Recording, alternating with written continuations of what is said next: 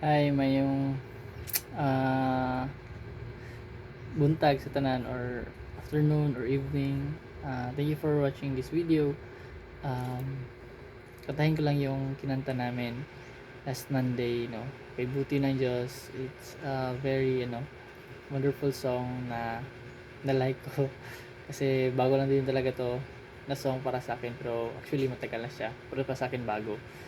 As we discussed, no, during our group session sa ministry, and na-discover ko to na, so at the same time we also tackled yung sa word somewhere in the book of Matthew, yung pina-feed ni Jesus yung thousand of people sa pamagitan ng bread at saka yung fish.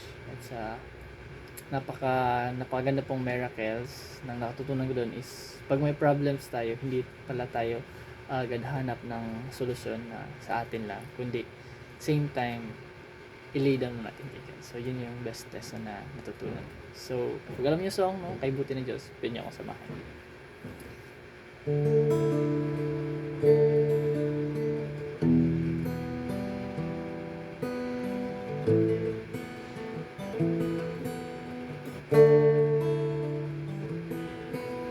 Kay buti ng Diyos, kay buti ng Diyos sa akin.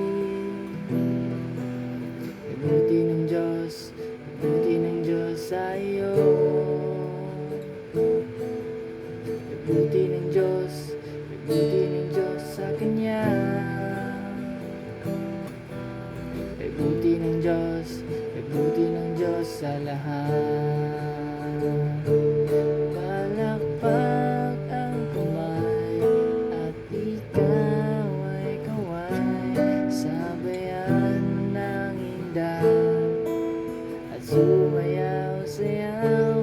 Pahayag mo kapatid na mabuti ang Diyos, hukay buti ng Diyos sa lahat. Buti ng Diyos, buti ng Diyos sa akin. Buti ng Diyos, buti ng Diyos sa iyo. Buti ng Diyos, buti ng Diyos sa Kanya. Buti ng Diyos, buti ng Diyos sa lahat.